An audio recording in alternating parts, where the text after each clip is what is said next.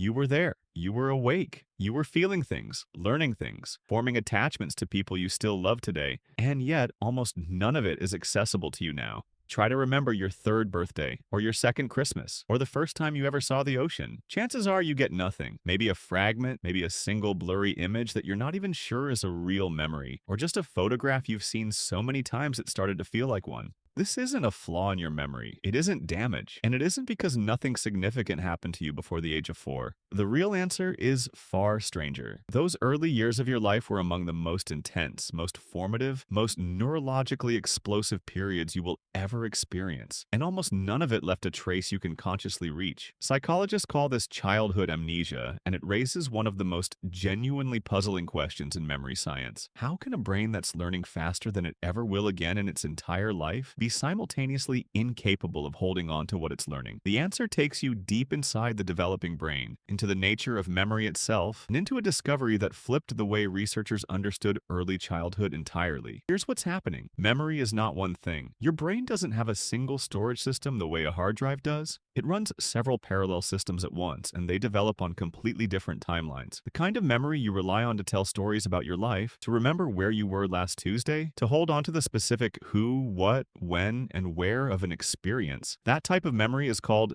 episodic memory, and it depends critically on a brain structure called the hippocampus. The hippocampus is deep in the center of your brain, roughly the size and shape of a small curved finger, and its job is to take the raw input of an experience and consolidate it into something you can later retrieve as a coherent, narratable memory. Here's the problem. The hippocampus is one of the last structures in the developing brain to mature. Neuroscientists studying the postnatal development of the hippocampus have found that the dentate gyrus, one of its most critical subregions for forming new episodic memories, is still in the middle of major structural development during the first years of life. And here's the counterintuitive twist. During this same period of intense hippocampal development, a process called neurogenesis, the birth of new neurons, is happening at an extremely high rate. Your infant brain was generating new neurons at a pace it will never match again in your lifetime. This sounds like it should make memory better. More neurons, more processing power, more storage. But researcher Paul Frankland at the Hospital for Sick Children in Toronto found something unexpected. High rates of neurogenesis actually interfere with the stability of existing memories. When new neurons are rapidly integrating into the hippocampal circuits, they disrupt the connections that earlier memories were encoded in. The very growth that makes a young brain so extraordinarily capable of learning new things is simultaneously making it terrible at holding on to specific autobiographical episodes. Your earliest memories aren't gone because they were never formed at all. Some of them were. The evidence suggests infants and toddlers can form short-term episodic memories. Experiments have shown that children as young as 9 months old can imitate an action they observed 24 hours earlier, suggesting some form of memory trace was laid down and held. But those early traces are fragile. They were written in pencil into a neural architecture that was being constantly redrawn and restructured. The hippocampus wasn't just storing things, it was still being built.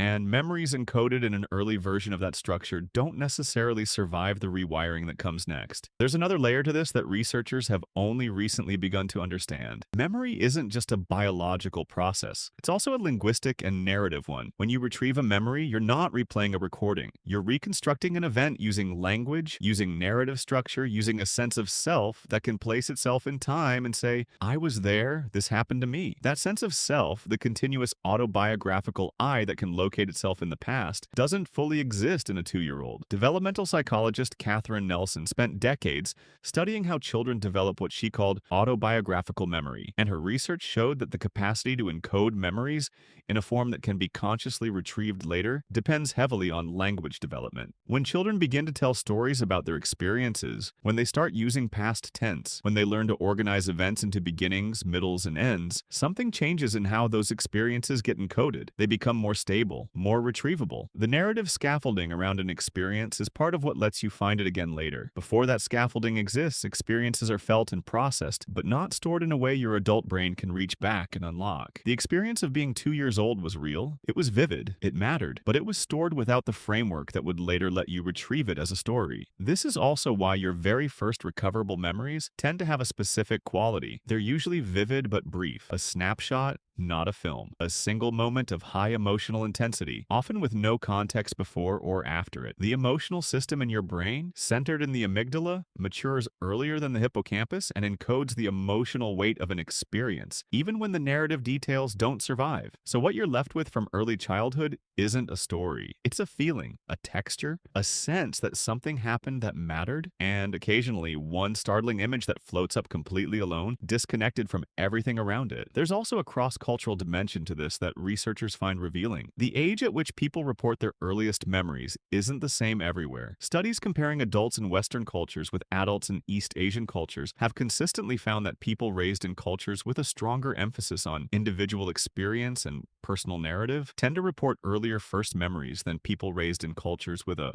more collective, less self-centered storytelling tradition. The structure of how your culture teaches you to talk about yourself, who the main character is, what details matter, what's worth remembering, shapes the very machinery that determines which experiences get consolidated into retrievable autobiographical memory. Memory, even at its most biological, is a cultural product. So when you reach back and find nothing before the age of 3 or 4, what you're actually encountering is the edge of the self, the point at which the brain that could feel and learn and respond became a brain that could also narrate, locate, and remember. Everything before that edge was real. You were there. The people who held you were real. The things that frightened you were real. The warmth you felt was real. You just didn't yet have the equipment to write it down in a language you could later read back to yourself.